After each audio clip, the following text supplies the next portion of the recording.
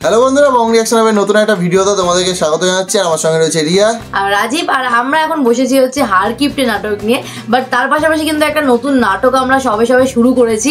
এটা না, দুটো ক্লিপ দেখেছি। হ্যাঁ, তার দুটো ক্লিপ আমরা দেখেছি। তো তোমাদের কেমন লাগছে নাটকটা সেটা তো কমেন্ট করবে। আর তার সাথে হার কিপ্টে তো মজা রয়েছে, কারণ বহরের কান্নাকাটি দেখে মানে আমরা আর হাসি থামাতে পারছি না। মানে এমন করে বুক চাপড়াচ্ছে, মনে হচ্ছে কি না কি হয়ে গেছে। সত্যিকারে মজা দারুণ লাগছে। তো যাই হোক, বেশি দেরি করবো না, এখন এই ক্লিপটা দেখে আগে রিঅ্যাক্ট করে নি। আর কতটা মজাদার সেটা তো দেখার পরেই বুঝতে পারবো। একদম। তো চলো।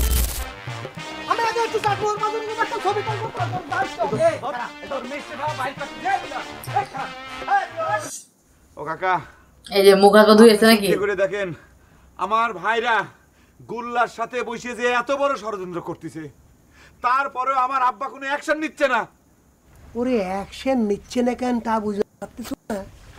বিনা খরচায় যদি বেটার বিয়ে হয়ে যায় তাহলে আসে কোন তেল? কি করছেন কাকা? বিনা পয়সায় বিয়ে হলি পরেই চুপ করে থাকা লাগবে? বেটা যখন বউ নিয়ে এসে ঘরের পর খারাপি, তখন তার খাবির দেওয়া লাগবে না? 2 দিন পর যখন তার সওয়াল বলবি, তখন সবকিছু ভাবিয়ে চিনতে, ভবিষ্যৎ চিনতে ভাবনা করে তো কাম কাজ করা লাগবে কাকা। কে রে বহুরে, তোরা এত কিছু করতে পারছু আর ওই গুল্লাকে খেদাতে পারছু না? এই গ্রামে ওই সেগরা আসার পর থেকে একের পর এক অশান্তি শুরু হয়েছে। এই দেখেন শিবানী, তুই এই কথাটা বুঝবে না, কিন্তু আমার আব্বা চলে চলে মাস্ত তো ভাই তো দুই বাড়ির দুই এই মহান মানুষ। কয়দিন পরবার আমার দুলে ভাই আমাকে বাড়ি পড়েছে হাজির হয়। এইবার দুলে ভাই এক ফটো হাতে করে আসে নিজে কীর্তন শুরু করেছে। আমি কয় দিক সামাল দেবো কোন কাকা? এরাম কি করছু? তোকে ফটো দেখাইছে, আমাকে দেখান ফটো দেখাতে চাইছিল, আমি দেখিনি। কি লজ্জার কথা! একবার এখন ফটো দেখে যে সব কাণ্ড কীর্তি হলো, তার উপর সিটাটা কোনে গেল? আরে মানুষ কি এত খারাপ হয় নাকি? দিনে দুপুরে হাসতে হাসতে ডাকাতি করে ফেলা দিল। কোশকিরে ফরাদ কোনে ডাকাতি হইছে? চাকু মারছে নাকি? অবাক করতেছ কে তুই? আমার দোকান ডাকাতি হইছে রে বহর, দিনে দুপুরে ডাকাতি। কোনে টাকা পাইনি মনে ধরা পড়েছে।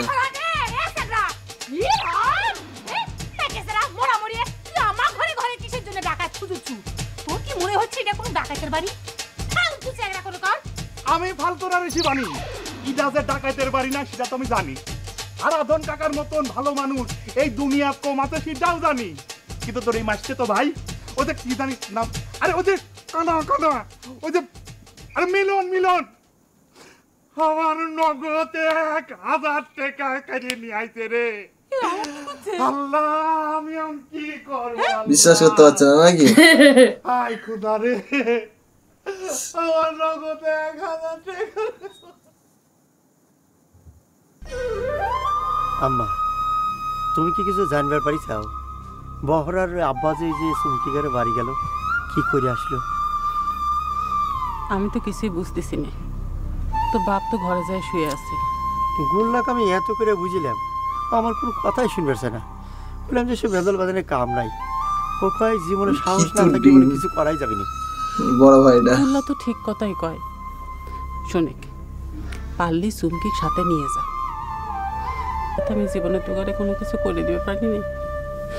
গুল্লা যদি তোগার বিয়েটা দিয়ে দিবে পারে, তাহলে তোগার একটা গতি হয়। কিন্তু আম্মা, আমার মনটা যে মানে না। তুমি তোমার বড় বেটার বরে নিজ হাতে বরণ করবে, তার মাথায় হাত দিয়ে একটু ধোয়া করে দিবে, না হলে কি আমার মনটা শান্তি পাবে না আম্মা? মায়ের দোয়া তো তোগার মাথার উপর সবসময় আসেই রে বাপ। তাহলে আর বিয়ে করতে হবে না এই জন্মে। তোগারে অভাগা মায়ের দোয়া ছাড়া আর তো কোনো সম্পত্তি নাই। শোনেক, চুমকিকে একদিন সাথে করে আমার কাছে নিয়ে আসিস। আমি তোগারে দুজনে জান ভরে দোয়া করে দিবেন। আমি যাই আম্মা।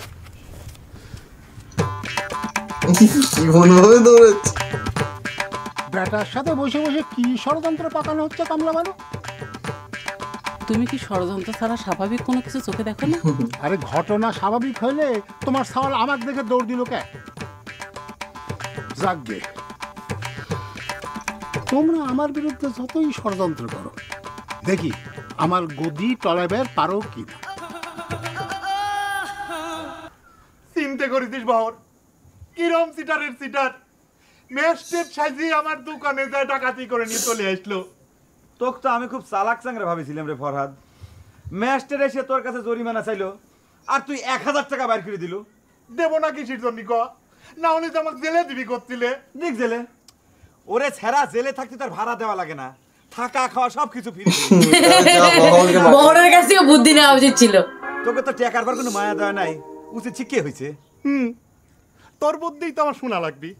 কেরে আমাক জেলে ধরে নিয়ে গেলি, আমার বউ একলা বাড়িতে কেম্বা করে থাকবি রে?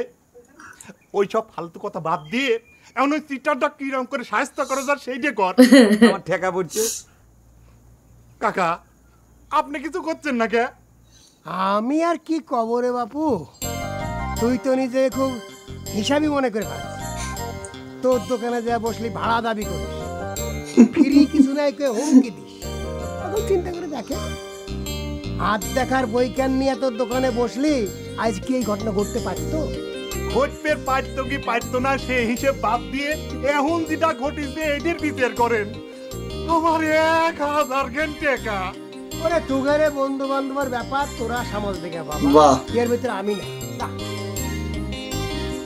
দেখছো বাবন মুরব্বী হয়ে কাকা কিরম ব্যবহারটা করলো। এখন আমি কি মনে করবো রে ক? কাকা যে এইরকম ভাবে ডাকাতির পক্ষ লিখছে, তাহলে কি তারও স্বার্থ আছে নাকি? শিবানীর বাবার হয়ে কথা বলছে, বাবার বিরুদ্ধে কথা বলছে।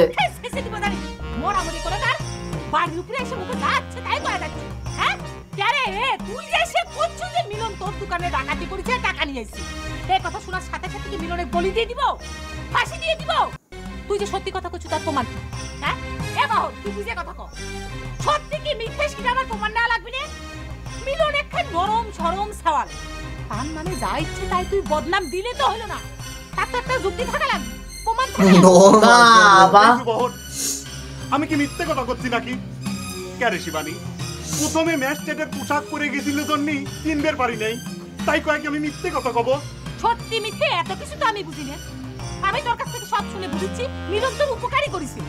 এখন তুই চিন্তা করে দেখে এবার শুনে কথা, আজকে যদি মিলন না যায় ম্যাজিস্ট্রেট যাতে খালি কি টাকা নিয়ে তো ছাড়তো, জেলেও নিয়ে যায়।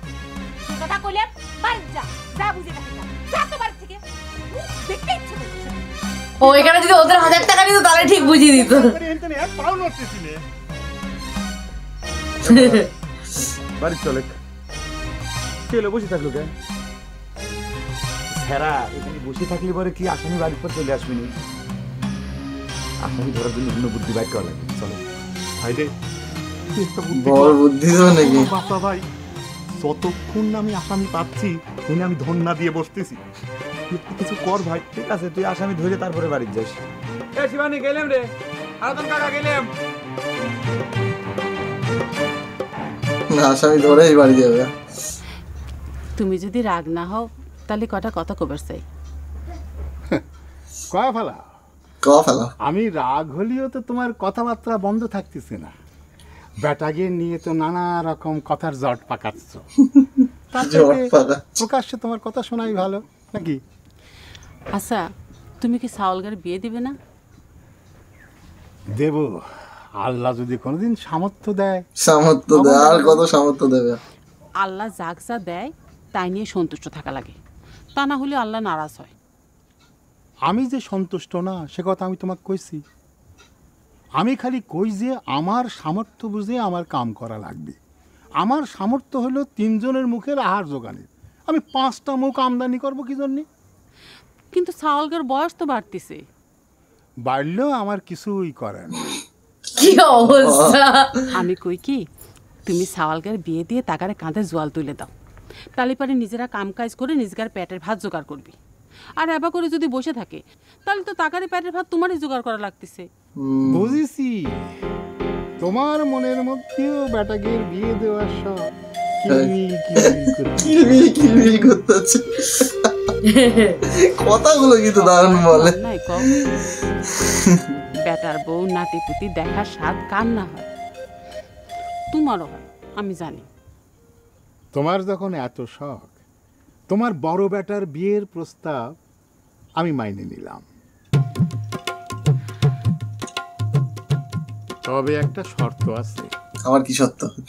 মিউজিক বন্ধ। তোমার বেটা সুমকির বাপ যদি আমার নামে 5 বিঘে ধানি জমি সাপ কবলা দলিল করে দেয় তাহলে হবার পারে। বাবা 5 বিঘে জমি, বাবা ভালোবাসি তাই তোমার মুখের দিকে তাকায় রাজি হইলাম, তা না হইলে আমার মতন গরিব মানুষের পক্ষে সাওয়াল বিয়ে দেওয়ার মতো বিলাসিতা করা সাজে না, সেটা তোমাকে আমি বহুবার বলেছি।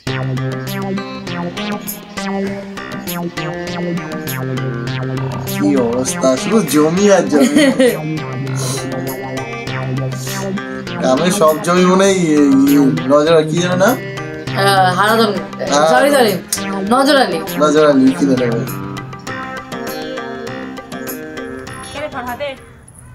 তুই এখানে গাড়ি বসে থাকলো কে? যা তোমার চোখের সামনে থেকে যা। কিসের জন্য বসে আছি সে কথা কল তো 1000 বারে বেশি কওয়া হয়ে গেছে রে শিবানী। আর আমি এখানে বসে থাকলে তো সমস্যাটা কি? হিরাম তুই কি কথা কইস? সমস্যা নাই মানে? একটা উঠকে মানুষ আয় সে গাড়ি বসে রইছু কেন? আমার ঘরে কি নাওয়া খাওয়া চান ধান কিছু নাই? আমি কি তো খাওয়ার কথা নিষেধ করেছি না? আমি তোর 3-4 খাইবে চাচ্ছি। তুমি খাওয়া চাইলেই মনে হয় লপকা লপকা তোমার সামনে এসে দাঁড়িয়ে দিচ্ছি। যা তো ভাই কি অবস্থা, মেলা কাপড়ে রইছে। এই সাগরা তুই না কিছুক্ষণ আগে আমার কাছে কইলি বইয়ের মায়ায় জেল খাটবো না সেই জন্য আসিয়ে টাকা দিছি। সেই বইকে একা একা বাড়িতে খেলা তুই এখানে বসে রইছিস কে? বাপরে বাপ, নাটক দেখছি না অন্য কিছু দেখছি আমি বুঝতে পারছি না। বাবা সত্যি প্রত্যেকটা পার্টে মানে এত মজা, মানে বলার কথা, মানে এই মজা পাওয়ার লোভটা আমরা ছাড়তে পারছি না। আমার কখনো কখনো মনে হয় আমার এই গ্রামটাতেই বাড়ি, মানে এদের বাড়ি আশেপাশে আমার বাড়ি, আর আমি গিয়ে গিয়ে ঝগড়া ওই দেখছি সিরিয়াসলি। মানে কিন্তু এতদিন পরে হচ্ছে বহরের বাবা বিয়ের জন্য রাজি হয়েছে। হ্যাঁ তার জন্য 5 বিঘা জমি লাগবে সেটা পরের কথা, কিন্তু বিয়ে তো দেবে বলেছে। এতদিন তো বিয়েই দিতে চাইছিল না। আম্মা কিন্তু একটা ঠিক কথা বলেছে, মানে বহরে আম্মা একটা ঠিক কথা বলেছে, বিয়ে দিয়ে তাদের দায়িত্ব তুলে দাও, তারা নিজেরা একদম, না হলে তো সেই ওদেরকেও বসে বসে খাওয়াতে হচ্ছে না। তো কাজ করলে তো খাওয়াতে হবে না, টাকা দেবে উল্টো বাবাকে। ভালো বুদ্ধি দিয়েছে, আমার বুদ্ধিটা ভালো লেগেছে। তো যাই হোক, তোমার বুদ্ধিতে কিছু হবে না, নাটক যেভাবে আগানো সেভাবে আগাবে। তো যাই হোক, ভালো লাগছে, আমাদের দারুণ লাগছে। তো তোমাদের আলটিমেটলি কেমন লাগছে আমাদের রিয়াকশন সেটা কমেন্ট করো। ভালো লাগলে লাইক শেয়ার বেশি বেশি করে শেয়ার করো, কমেন্ট করো। আর যারা এইসব নাটকগুলো দেখেনি বিশেষ করে তাদেরকে বেশি করে শেয়ার করো, যাতে এই এত সুন্দর একটা নাটক যেন দেখার সুযোগ করে দাও, মানে দেখার সুযোগ করে দাও শেয়ার করে আর কি। তো চলো দেখা হচ্ছে নেক্সট ভিডিওতে, ততক্ষণের জন্য টাটা।